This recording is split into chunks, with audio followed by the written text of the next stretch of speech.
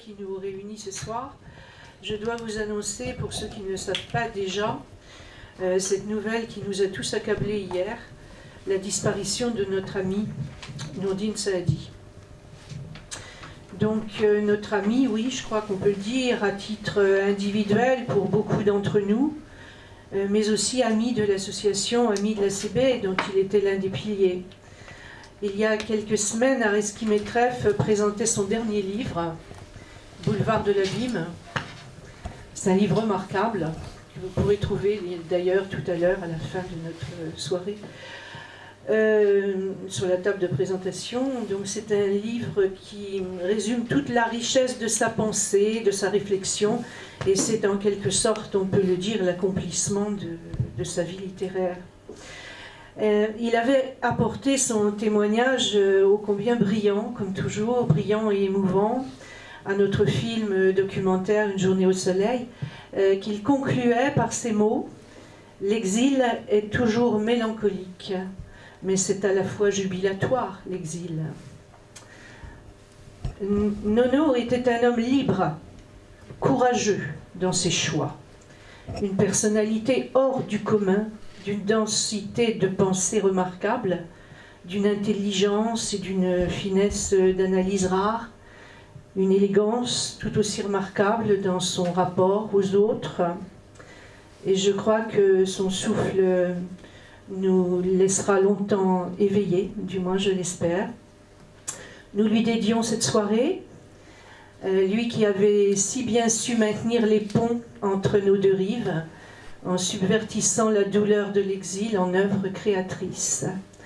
Je vais donc passer la parole au responsable de l'ACB, à Beben. Je vais être assez bref, mais on se doit, et on lui doit, en tout cas, ce petit mot pour Nono. Enfin, merci, et puis pour Nono. Alors, pour moi, personnellement, Nono est un membre de la famille, aimé par tous. Pour l'ACB et au nom du président, Nono représente un soutien colossal, un esprit d'ouverture, de tolérance, militant de la justice et du savoir, et bien sûr de la culture accessible à tous. Nono apporte un crédit exceptionnel au projet et aux actions de l'équipe de l'association de culture berbère. Pour un au revoir à Nono, nous proposons, avec sa famille bien entendu, qu'on se retrouve ce dimanche, le 17 à partir de 18 h, une veillée, où on reviendra davantage sur la personnalité et sur les relations différentes qu'on a pu avoir. Merci de m'avoir écouté.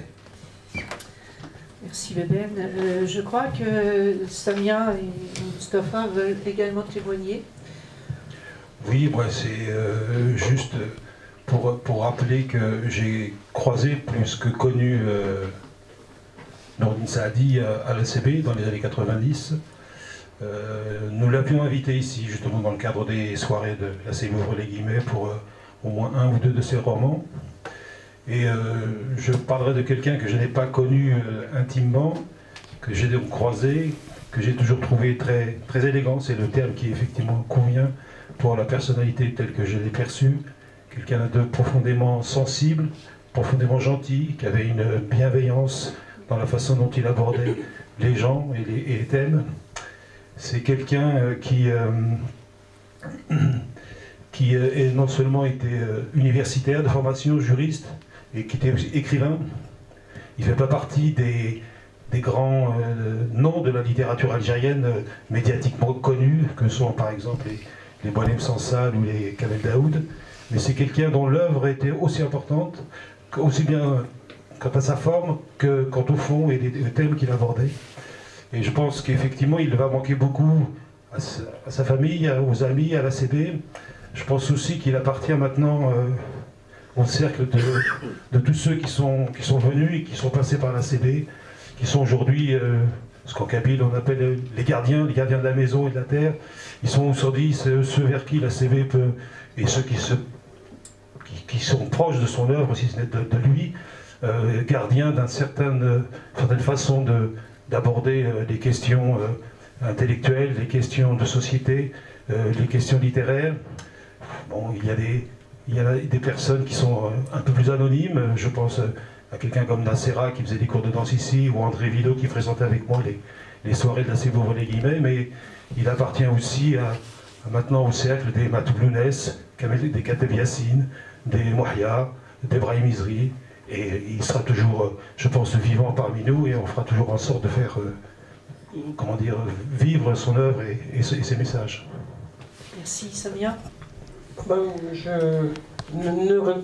Je ne répéterai pas ce qui vient d'être dit, parce qu'effectivement, je rejoins cette pensée que vous avez l'un et l'autre, et Bébène tout à l'heure. Moi, j'ai rencontré Nordine Sadi quand il a débarqué, si je puis dire, en France, il y a quelques décennies, et c'était autour de son premier ouvrage qui paraissait. Et je suis journaliste de radio, et il n'y avait pas un livre dont je n'avais pas parlé avec lui. À chaque fois qu'un livre sortait, très vite je l'invitais, il venait à la radio, le rendez-vous était pris, on se donnait rendez-vous. Quelques années plus tard, j'ai fait un remplacement à l'Institut du monde arabe, une jeune femme qui attendait un bébé, qui s'appelle Feriel Saadi, qui est la fille de Nordine. Et puis quand on a fait une passation comme ça, et elle me dit, bon, voilà, je suis Feriel Saadi, je dis, ah, je connais l'écrivain Nordine Saadi, et elle avait un grand sourire, et elle me dit, c'est mon père. Alors j'étais doublement heureuse de rencontrer, d'avoir connu son père, et puis de rencontrer quelque temps cette jeune femme au service culturel de Lima, et qui est restée une amie, donc je suis profondément triste, comme vous tous aujourd'hui, d'apprendre le décès de Nordine.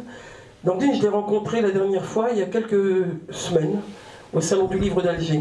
Il venait de sortir le livre dont tu parlais, aux éditions en Algérie, et il m'a fait une très très belle dédicace personnelle autour de ce que nous avions partagé depuis de longues années, à la fois professionnellement et puis de manière plus intime, au sens amical et vraiment chaleureux du terme.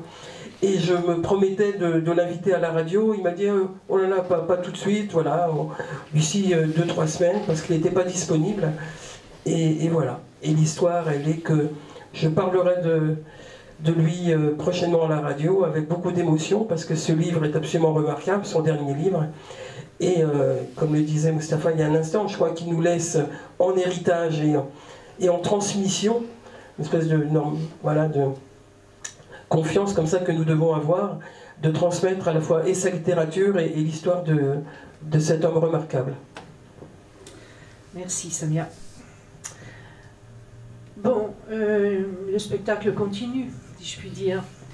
Il marche, j'ai l'impression. Oui, c'est bon. Donc bienvenue ce soir au Barbès Café, du moins dans l'univers du spectacle, tel que recréé par cet ouvrage, Barbès Café, dont les auteurs sont Mustapha Arzoun et Samia Messaoudi. Nous devions avoir présent également à la tribune l'initiateur du spectacle et directeur du Cabaret Sauvage, mais qui n'a pas pu se déplacer, Méziane Azaïch, qui a collaboré également à l'écriture de cet ouvrage. Je vous propose, avant d'aborder l'ouvrage lui-même, de présenter très succinctement nos deux auteurs, même si pour la plupart d'entre vous, vous les connaissez amplement. Commençons par Samia. Donc Samia, tu es, comme chacun le sait, journaliste de la presse écrite et parlée. On a très souvent l'occasion de l'entendre sur Beurre FM, et elle écrit également dans la revue Clara. Samia, c'est la militante de tous les combats, associée à la reconnaissance de la diversité et de la sauvegarde de la mémoire de l'immigration algérienne en France, dont je rappelle évidemment son rôle dans les radios libres, dans la marche pour l'égalité, contre le racisme, etc. et bien plus encore. Elle est fondatrice avec Mehdi Lalaoui de l'association Au nom de la mémoire, qui a beaucoup œuvré pour la reconnaissance des massacres d'octobre 61.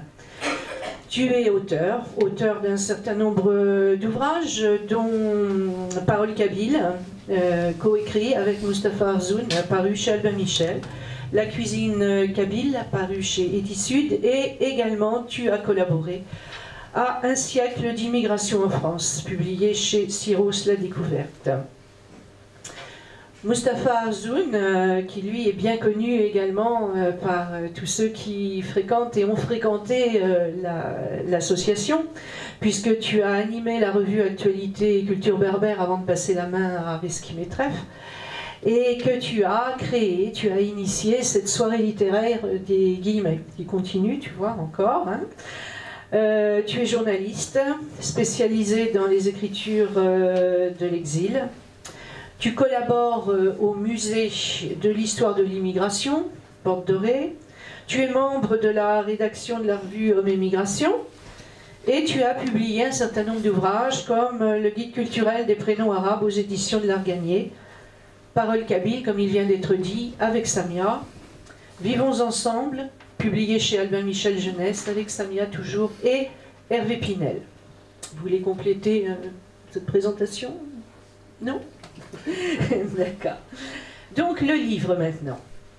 Alors ce magnifique ouvrage qui en outre bénéficie d'une iconographie absolument remarquable. Donc c'est un document. C'est un livre qui évoque bien sûr les circonstances de la création du spectacle, sa réception par le public, les critiques, et qui présente les membres de l'équipe du spectacle.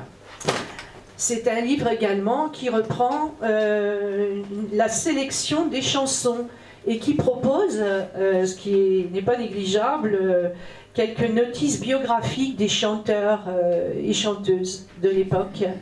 Ce qui répond à beaucoup de nos questions, parce qu'il y a bien des noms qui trottent comme ça dans nos têtes, mais derrière, on ne sait pas, on les ignore. Et ce sont des notices biographiques qui sont excellemment rédigées, parce qu'elles condensent et en même temps elles nous apprennent beaucoup de choses. Elles sont également agrémentées des paroles de certaines chansons, donc vous avez aussi les paroles.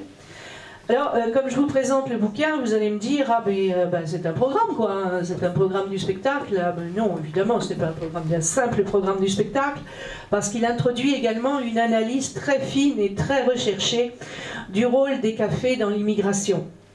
Et tout comme le spectacle, l'ouvrage interroge sur un certain nombre de thématiques, comme par exemple le communautarisme, ce que vous appelez aussi le patrimoine conflictuel, comme la guerre d'indépendance, les crimes racistes, la relégation dans les quartiers, etc., etc.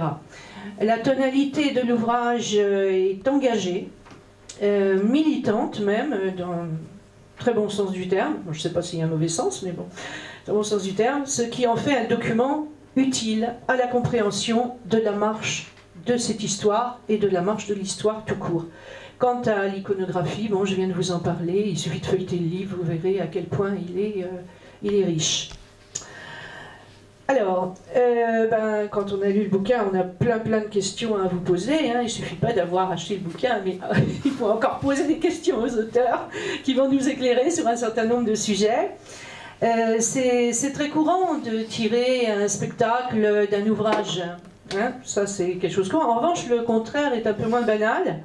Donc je vous pose la question, pourquoi cette démarche, pourquoi avoir fait un bouquin sur ce spectacle? D'abord, il faut savoir que ce livre, il est né de la demande, voire de la commande de Méziane Azaïch. Méziane Azaïch, on l'a dit, c'est le directeur du Cabaret Sauvage, c'est l'homme par qui cette idée de construire un spectacle autour de l'immigration, des anciens qui racontent leur histoire, leur vie dans les cafés au sortir de l'usine, du bâtiment, de tous ces emplois qu'ils connaissaient et qui était leur histoire ici, ces hommes seuls. Ils allaient dans les cafés et ça a répondu à un hommage qu'ils voulaient rendre à ces Chibani, comme on dit. Donc moi j'avais travaillé avec Méziane lors de la première édition du Cabaret Sauvage, du Barbès Café en 2011, et puis j'ai continué d'accompagner à la fois affectivement, j'allais dire, avec beaucoup de plaisir ce spectacle, puisque l'année suivante il a rejoué, et l'année d'après il a rejoué, plusieurs années il a joué pendant 10 à 15 jours, et à chaque fois j'y suis allé, il se bonifiait d'ailleurs ce spectacle, et il le dit aussi hein, quand on l'interroge pour le livre, les gens venaient plusieurs fois. Demain, c'est à guichet fermé, c'est la dernière représentation du Barbès Café. Et il y a des gens qui retourneront demain parce qu'ils l'ont vu l'année dernière, voire il y a quelques années en arrière. Donc il m'a appelé et il m'a dit voilà, j'ai envie qu'il y ait une trace du Barbès Café, une trace écrite, alors est-ce qu'on ne peut pas faire un livre comme vous avez fait avec Au nom de la mémoire, etc. Un petit livre, tout ça, et interviewer les artistes, le public, etc. Alors, j'ai vu avec Mustapha, complice, on a décidé de le rencontrer. J'ai proposé à Méziane de réfléchir avec quelqu'un, un journaliste qui connaît, voilà, qui pouvait tout à fait rentrer dans ce projet-là, et on a décidé de travailler avec lui sur comment il voulait le livre. C'était ça qui était important, puisque c'était une commande, nous n'allions pas décider. Ce qu'on était sûr de faire, c'était nous, on ne voulait pas faire effectivement le programme du Barbès Café, mettre que les chansons pour dire que c'était comme un catalogue d'expo, un catalogue du spectacle. C'était pas ça. Nous, on voulait faire sociologiquement l'histoire de ces hommes qui arrivent dans les années 50 en France, les cafés, leur isolement, leur rapport avec le pays d'origine, le retour au pays, les allers-retours, etc. Donc on a travaillé comme ça, et on a rencontré les auteurs, les artistes, pour qui être dans ce spectacle-là n'était pas banal non plus, parce qu'ils s'engageaient. C'était aussi, on en parle aussi dans le livre, c'est une famille, le Barbès Café. Tous ces musiciens, ils se retrouvent depuis 6 ans dans ce spectacle-là. Ils sont tout à fait engagés eux aussi musicalement et dans leur personnalité aussi. Donc il fallait les rencontrer, donc on a fait enfin j'y reviendrai, Mustapha va parler, on a rencontré les uns et les autres, Méziane en premier effectivement qui nous raconte qu'est-ce qui s'est passé il y a quelques années quand il a décidé de faire ça. Il s'est entouré d'une spécialiste, une historienne de l'immigration et des chansons de l'exil, qui est Naïma Yahi, qui est citée et rencontrée aussi pour le livre. Donc voilà, une complicité entre Méziane et Naïma Yahi, pour construire le spectacle, et puis nous derrière qui allons écrire voilà, ce spectacle avec la dimension que tu as évoquée en le présentant. Très bien. Méziane? Non, Mustapha. Oui, Méziane, il n'est pas là. Mais c'est dommage qu'il ne soit pas là, parce que c'est... pour ça. C'est pas grave. Non, juste, oui, donc tout part effectivement d'une idée de Méziane, y compris le spectacle.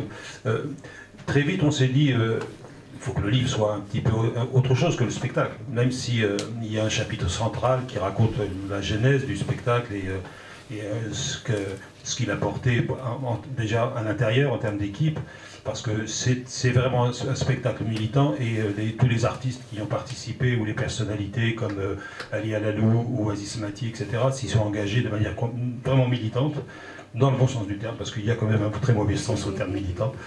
Et puis, on a essayé d'y ajouter un peu de notre sel. Là, en l'occurrence, c'est le premier chapitre qui essaye effectivement de présenter. Nous ne sommes pas des spécialistes, hein, ni de l'histoire, ni de la musique, on y est rattaché par notre histoire personnelle, par un certain nombre d'émotions.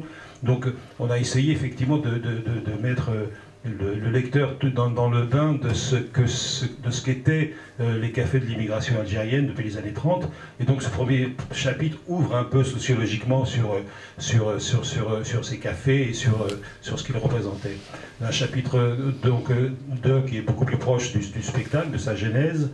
Un chapitre 3, effectivement, c'est ce qu'on a tenu à faire, qui est aussi un peu dans l'esprit du spectacle, parce que dans le spectacle, il y a beaucoup de vidéos avec des projections sur les chanteurs, les artistes, etc. Mais on a voulu un peu l'étoffer pour donner aussi, sur un plan pédagogique, des éléments aux lecteurs, et notamment aux plus jeunes lecteurs, de connaissances des artistes, des parcours de ces hommes et de ces femmes qui ont constitué ce patrimoine artistique et musical, ainsi que quelques traductions de chansons, justement, encore une fois, pour transmettre notamment aux plus jeunes. Et enfin, un dernier chapitre, où là, effectivement, c'est peut-être l'originalité du livre par rapport au spectacle, c'est d'essayer de voir quels sont les éléments pédagogiques innovants, intéressants du spectacle. Qu'est-ce qu'il porte comme information, comme démarche, qui nous permettent peut-être de repenser le rapport à l'histoire, le rapport à la mémoire, le rapport à la transmission, la question effectivement des identités, et dans quelle mesure les identités des Algériens, des générations, des plus jeunes en particulier, est une identité sûrement et très certainement composite, et qu'il faut donner des outils aux plus jeunes pour gérer ces éléments multiples d'une appartenance plurielle. C'est un livre écrit à plusieurs mains. Donc, comment vous êtes-vous répartis les tâches? Comment avez-vous travaillé? Déjà, comme disait Sabien, on est parti de beaucoup d'entretiens. Donc on a travaillé sur les entretiens, on a retranscrit les entretiens, on a sélectionné un certain nombre de thématiques, etc. On a écrit à deux mains au sens où effectivement l'écriture se faisait au fur et à mesure, chacun de son côté, on se partageait les thèmes et on retravaille tout ça ensemble avec une relecture commune. Ça s'est fait un peu comme ça, dans le comment on dit en anglais, work in progress, c'est ça, non? Anglais maintenant, j'ai fait des progrès, Slimane. Méziane Azaïch, participant, collaborant également à l'écriture? Non, pas d'écriture, mais effectivement, on l'a rencontré, c'est peut-être la personne qu'on a rencontrée le plus souvent. C'est quelqu'un qui a vraiment, c'est pour lui un projet très personnel, parce que cette histoire part d'abord de sa relation à son père. Comme beaucoup, enfin en tout cas, si. Je me suis beaucoup identifié finalement à ce qu'il me disait par rapport au père. Et c'est un hommage qu'il a rendu à son père, c'est un hommage qu'il a rendu à la génération qui l'a précédé, c'est un hommage qu'il a rendu à son histoire parce qu'il a lui-même été bistrotier, il a tenu un café, il en a fait tout de suite des salles de spectacle. Maintenant, il dirige le Cabaret Sauvage qui donne une large place à la dimension artistique algérienne ou musique du Maghreb, etc. Il y a d'autres, bien sûr. Et donc, il a beaucoup participé au sens, effectivement, c'est l'élément moteur, c'est l'élément qui a apporté un état d'esprit, c'est celui, effectivement, qui avait un certain nombre d'idées et une démarche, voilà. Alors, s'agissant du spectacle, vous dites qu'il s'agit d'un spectacle thérapeutique, un spectacle résilient. Alors, en quoi l'est-il? Posologie. Posologie. Alors, c'est... Vous en prenez 2 le matin et 4 le soir au café. C'est véritablement, comment dire, c'est des témoignages d'abord que l'équipe du Barbès Café, du Cabaret Sauvage, ce sont les témoignages qu'ils ont recueillis. C'est-à-dire que des gens venaient retrouver une partie de leur histoire, retrouver une partie de l'histoire de leurs parents, se réconcilier avec une mémoire qui était défaillante, trouble, incertaine, en pointillé, voire cachée pour certains. Et c'est déjà ce première chose, c'est-à-dire cette façon que l'on a de revisiter un passé, une mémoire, une histoire personnelle, intime, familiale ou collective.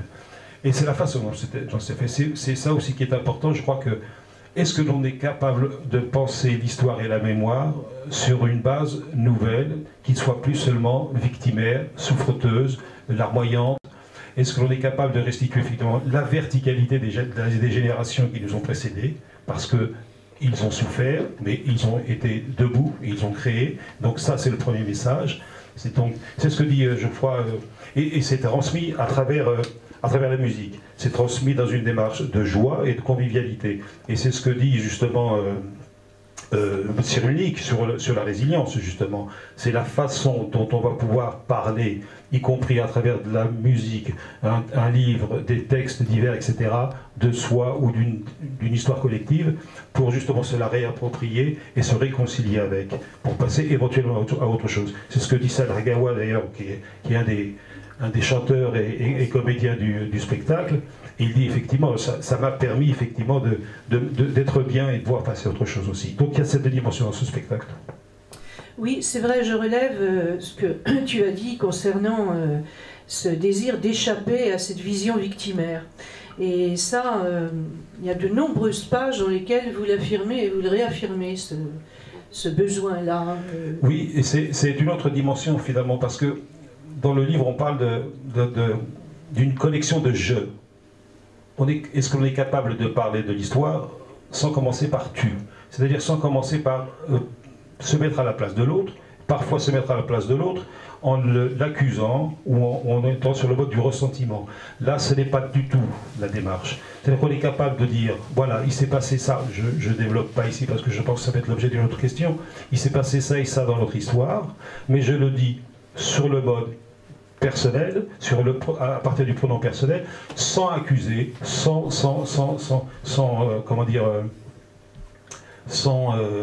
pointer du doigt ou quoi que ce soit. Je raconte ce qu'est mon histoire, je raconte ce qu'est notre histoire, Mon je n'est pas exclusif, mon je est un je qui, additionné, fait un nous. Ce n'est pas le tu accusateur. Oui, c'est tout l'esprit de ce travail. Alors, vous dites aussi, le Barbès Café n'est pas un spectacle gentil. Et là, je reprends une remarque de Samira Bramia, chanteuse et musicienne bien connue, et qui figure dans le spectacle, et qui dit « On a des choses à dire, on n'est pas là pour faire danser les gens ». Alors, ces choses à dire. Quand il est question d'immigration, il est question d'exil, il est question d'histoire d'Algérie en France, des années, si le premier chapitre commence dans les années 30-40, et qu'on arrive aux années 60 qui sont les années de la guerre de libération, dans l'immigration, il y a un temps fort qui est important, tu l'as évoqué en me présentant. Par exemple, on parle du 17 octobre 61. Donc il y a un arrêt image, parce que le spectacle il est vivant. C'est ce qu'on appelle dans les démonstrations un petit peu artistiques, il y a le spectacle vivant, ça veut dire que il y a des documents sonores, il y a des archives, et donc il y a les artistes qui sont là, les musiciens qui sont là, il y a une mise en scène avec Lucette, qui est la femme du café, et il y a Salah qui est Mouloud, qui est l'artiste principal et qui va avoir un dialogue tout au long du spectacle et qui va raconter sa vie à lui, mais qui est une vie collective en même temps. Tous se retrouvent dans la vie de Mouloud, et il a traversé 61 aussi, et Lucette a traversé 61 aussi, donc ça va être chanté d'après un texte de Katel Yassine. Un peu plus tard, on verra la fin de la guerre de libération, donc l'indépendance à Paris, dans la région parisienne, pareil, avec des images d'archives qui nous viennent sur les écrans, sur les côtés, qui vont raconter cette liesse de la population algérienne dans l'immigration qui va fêter cette indépendance. Et un peu plus tard, on verra d'autres combats. C'est pour ça que ce côté engagé, il est une constante tout le long du spectacle. On chante, on danse, et on vous rappelle qu'il y a ça, ça et ça. Très bien. Alors, il y a bien des thèmes évoqués dans ce spectacle, et donc que l'on retrouve dans le livre, qui sont là retravaillés, et notamment celui des amours transfrontières. Alors, c'est un thème qui est incarné dans le Barbès Café par ce couple dont tu viens de parler, Lucette et Mouloud. Et vous citez d'autres couples comme Slimane Azem et Lucienne, comme El Asnaoui et Denise, comme Messali Hadj et Émilie, etc. etc. Comment la chanson s'est-elle emparée du sujet de ces amours transfrontières? Alors, encore une fois, je ne suis pas un spécialiste, hein, mais je pense que comme dans le livre, par exemple, lorsque l'on aborde cette question du métissage, des rapports des amours transfrontières, des mariages mixtes, comme on dit de manière un peu plus sociologique, les thèmes que l'on donne, ou les chansons, les chanteurs que l'on donne, comme pour exemple, n'en parlent pas de manière positive forcément. Bon, c'est évident pour tout ce qui est l'imaginaire du village par rapport au mari, ou au frère, ou au cousin qui est parti en Algérie, en France. C'est vrai aussi dans le thème chez certains chanteurs. C'est pas très, c'est pas forcément bien vu. C'est pas forcément bien sur le plan poétique. C'est pas forcément quelque chose que l'on valorise. On ne valorise pas le métissage, on ne valorise pas l'amour transfrontière, etc. Mais on donne un exemple. C'est un vieux thème que l'on retrouve déjà chez Molière. Et il y a un passage où effectivement aller épouser un étranger ou une étrangère, c'est pas forcément bien vu. Et dans la chanson de l'immigration algérienne en particulier, je ne crois pas que ce soit un thème qui n'ait jamais été valorisé. Ça a souvent été connoté soit comme une difficulté, soit comme quelque chose j'allais dire pas normal, c'est pas le terme, mais enfin, c'est... Une traîtrise, non? J'ose pas dire le mot, mais enfin, en tout cas, dans la chanson de l'immigration, effectivement, c'est de manière presque contradictoire. Parce que dans les faits, effectivement, les rencontres, les épousailles, la mixité, le nombre d'enfants qui vont naître effectivement de ces mariages mixtes ou de ces rencontres mixtes, qui vont transformer à la fois le visage de l'immigration algérienne, à la fois le visage de la France, qui vont donner la France d'aujourd'hui. Ce dont effectivement nous sommes aujourd'hui les héritiers de nos parents, c'est aussi la mixité de la société française, et ça, on a peut-être un petit peu tendance à l'oublier en France chez certains intellectuels. Mais c'est vrai que sur un plan théorique, poétique, au niveau de la chanson, c'est pas forcément valorisé. Oui.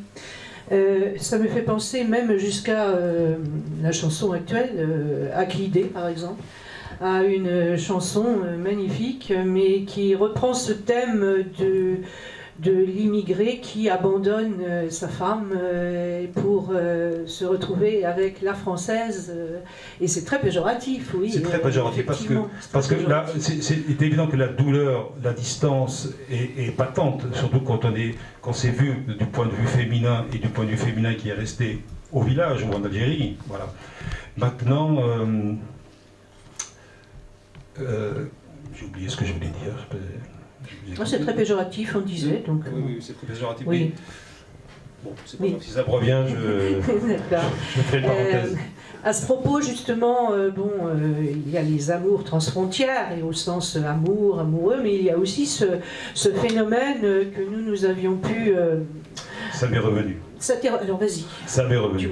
Parce qu'il y a une chose qu'il ne faut quand même pas oublier, c'est que ce soit la question des identités ou la question des mariages mixtes, c'est jamais facile. Et que cette douleur, cette souffrance, ces difficultés de la relation avec l'autre, A majuscule, qu'il soit français ou algérien, c'est pas facile.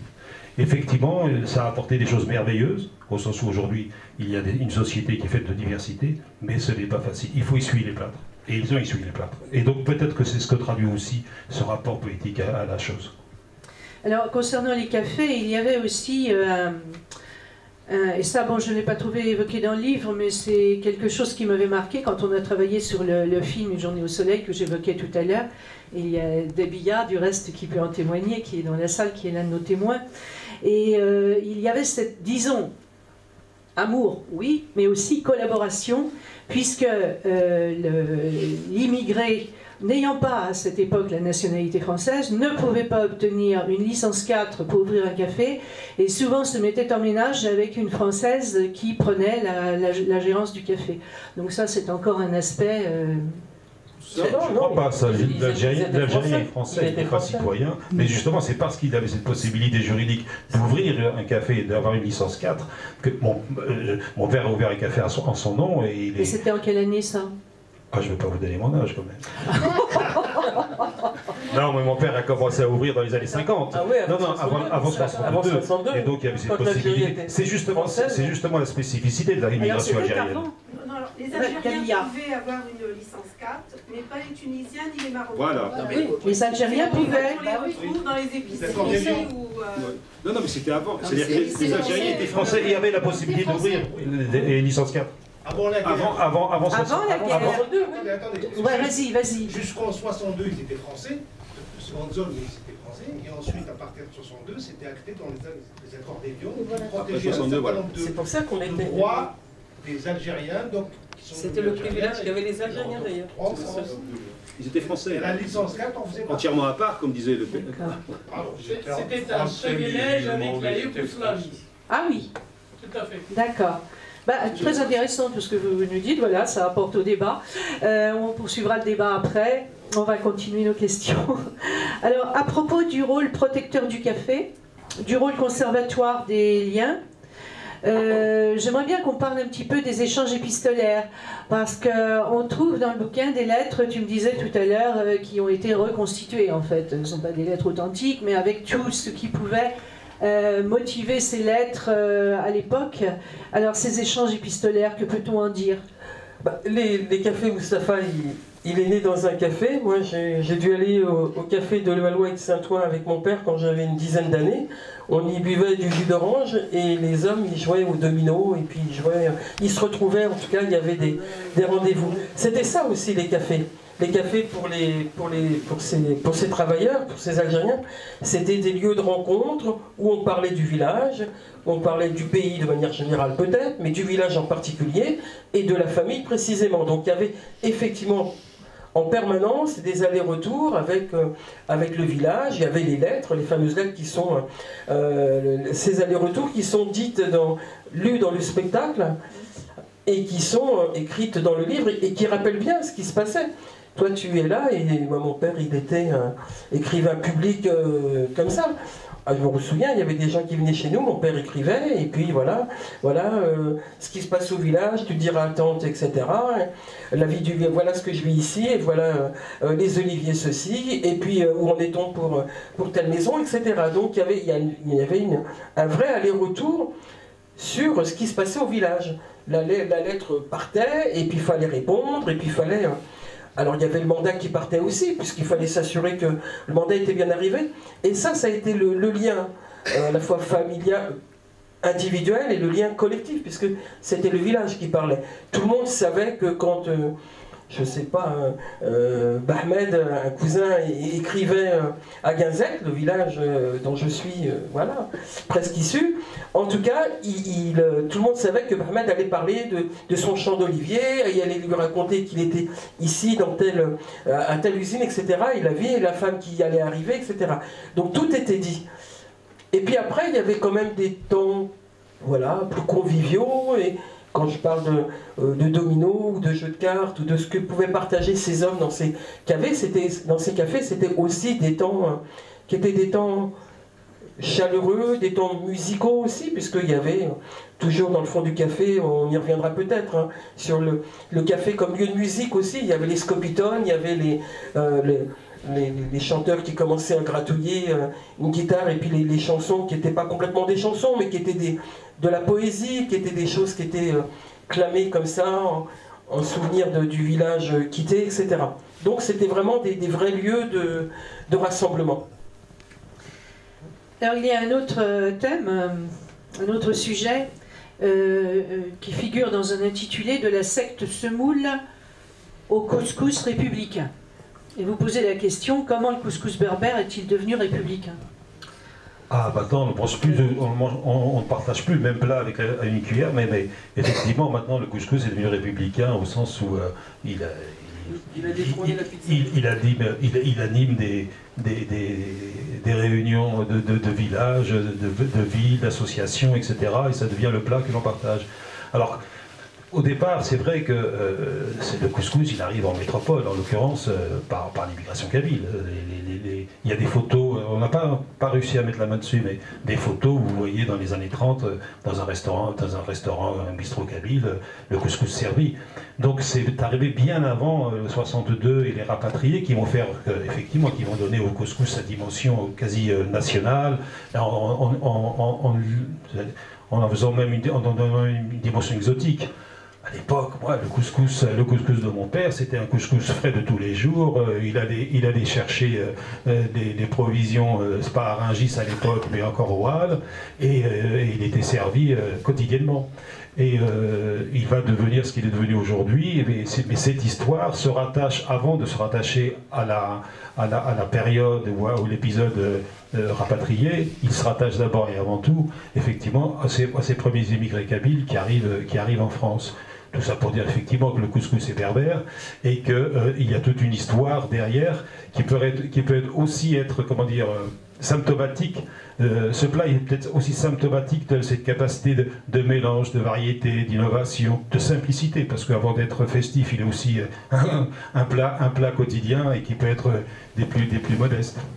Alors le couscous est devenu royal avec les rapatriés. Ah, le couscous est devenu royal avec les rapatriés, ce qui n'a aucun sens sur un plan traditionnel, comme la merguez n'a pas de sa place dans le couscous théoriquement, mais enfin bon, maintenant, elle est inévitable.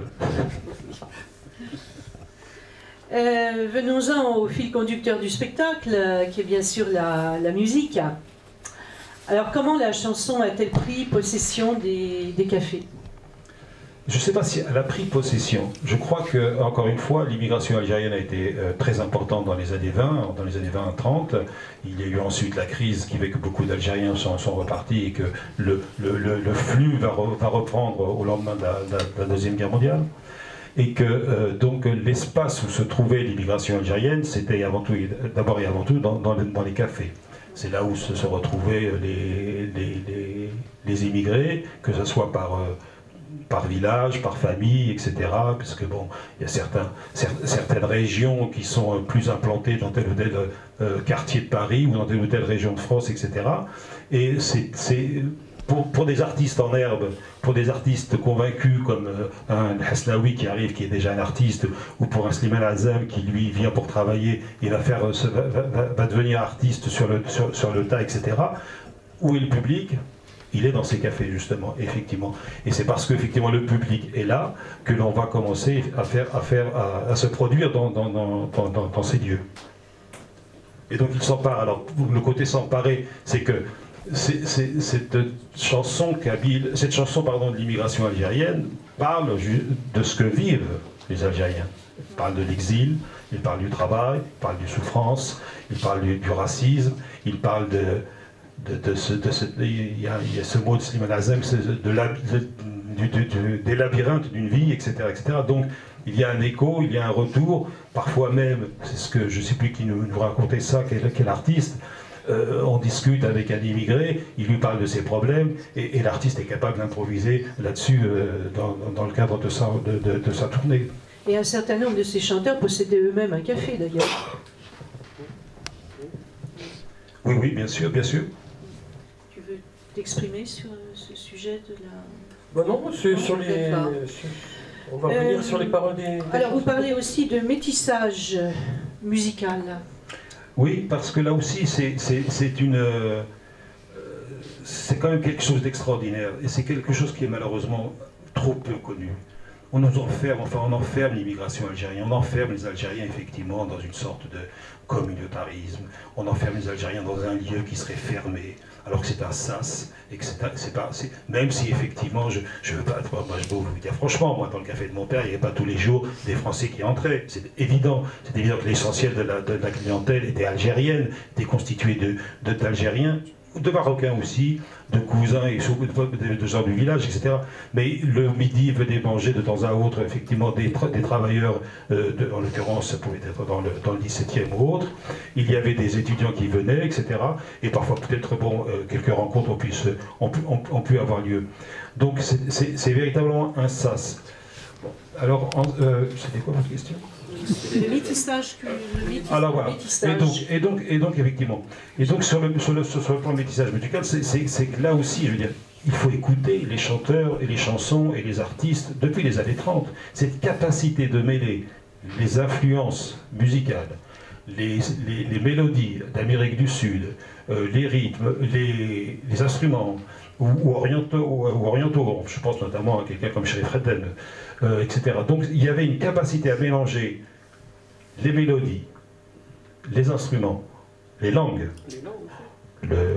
On y parle effectivement l'arabe algérien, on y parle le kabyle, on y parle aussi le français.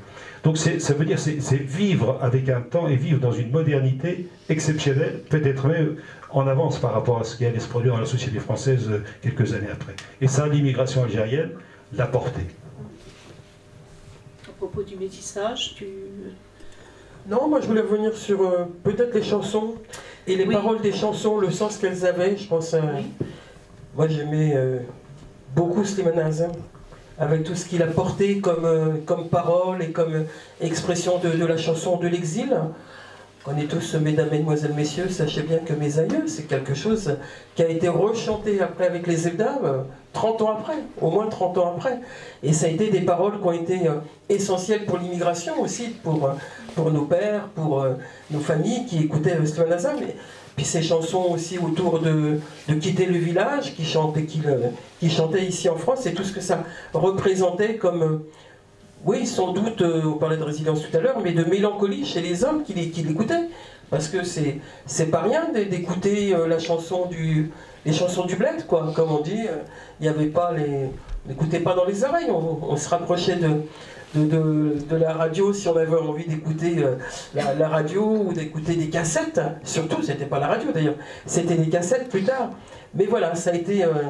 les paroles étaient très importantes, je crois, qu'elles soient dans une langue ou dans une autre, et elles portaient aussi à la fois la mélancolie, mais aussi la joie de retrouver le village. Il a fallu faire un choix, évidemment, parmi toutes les chansons qui ont été retenues pour le spectacle, en fonction de quoi s'est opéré ce choix des chansons. Donc nous n'étions pas à cette phase de préparation du spectacle, hein, voilà. Donc c'est pour le préciser. Le choix a été fait notamment par le travail de Naïma Yahi, l'historienne qui est vraiment spécialisée dans l'histoire culturelle de l'immigration. Mais chacun a pu mettre son grain de sel parce qu'elle a travaillé avec un certain nombre de personnalités ou de membres de l'équipe qui sont liés émotionnellement à cette histoire et qui avaient en tête tel chanteur, telle chanson, etc., etc. Donc il a fallu effectivement sélectionner. Et c'est dire la richesse du patrimoine, c'est qu'il y avait des centaines de chansons possibles. Et il a fallu faire un choix. Et d'ailleurs le spectacle lui-même a été modifié au fur et à mesure, hein, en fonction des évolutions, des discussions, des demandes et des imprécisions, etc., etc. Le choix ne s'est pas fait, on n'a pas fait une sorte de liste où on aurait dit, on prenait par rapport à l'alphabétique les chanteurs et on les voulait tous. Il a été opéré sur la base d'un choix historique. C'est-à-dire que ce n'est pas un spectacle sur la chanson de l'immigration, c'est un spectacle sur l'histoire de l'immigration à travers les chansons. Et donc le choix s'est opéré à partir d'un certain nombre de thématiques historiques qu'on a voulu retenir sur l'exil, sur l'arrivée, sur la présence, sur le mode de vie, sur des données sociologiques, sur l'histoire politique, sur l'histoire coloniale, sur l'histoire de la lutte anticoloniale, sur la libération, sur la marche, etc., etc. Et à partir de ça, ils ont cherché à effectivement illustrer. Parce que par exemple, il y a des auteurs, il y a des chanteurs qui ne sont pas là. Yahya Den, par exemple, en tout cas sur les dernières formes du spectacle, Yahya Den a disparu. Ce qui pourrait pour certains être une aberration. Mais c'est un choix assumé et qui se justifie. Et on retrouve par contre Lili Boniche avec Alger. C'était aussi dans l'histoire de l'immigration quelque chose d'important par rapport au pays, par rapport à... Oui, donc c'est un choix en fonction de l'évolution de l'histoire. En parlant de Lili Boniche, ça me fait penser, je reviens à une question que vous posiez sur le côté pas gentil du spectacle. C'est qu'il n'est pas gentil il n'est pas gentil au sens où il rappelle un certain nombre de faits qui sont peut-être pas forcément agréables à entendre en France, mais c'est aussi un certain nombre de faits qui ne sont pas forcément agréables à entendre en Algérie par rapport à un nationalisme officiel qui ne reconnaît pas effectivement la diversité historique, démographique, sociologique, culturelle, linguistique du pays. Oui. Alors c'est un spectacle qui a été présenté 4 ans, je crois, au Cabaret Sauvage. Est-ce qu'il y a eu un échange justement à ce niveau avec le public? Est-ce que le public a exprimé peut-être un peu ce qu'il souhaitait, ce qu'il désirait? Est-ce que ça a été modifié? Parce que vous dites que le spectacle a évolué autour de ces 4 ans. Bon, sincèrement, peut-être Samy a des informations que je n'ai pas. Je ne sais pas du tout, moi, comment les transformations ont été apportées, pourquoi, et les évolutions ont été faites. Je pense que ça pouvait être lié soit à une cuisine interne, soit à des échanges avec le public. On a quelques témoignages que l'on donne dans le livre.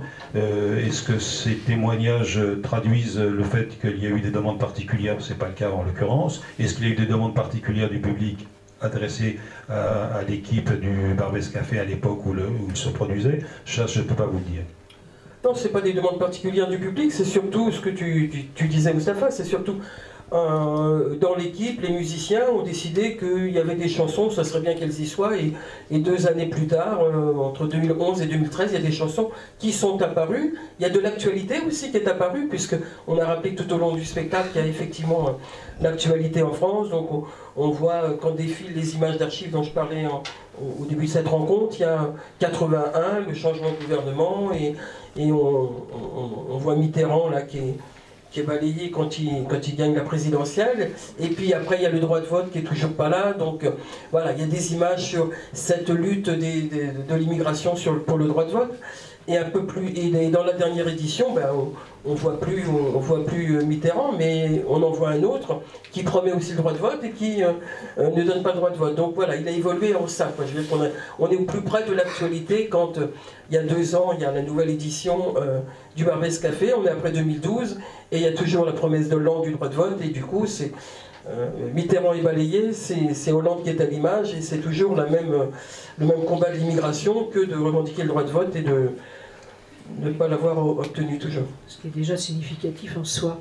Alors vous parlez également d'un spectacle, il y avait un spectacle jeune public en préparation. On en est où par rapport à ça? Ça y est, moi je ne l'ai pas encore vu, ça vient.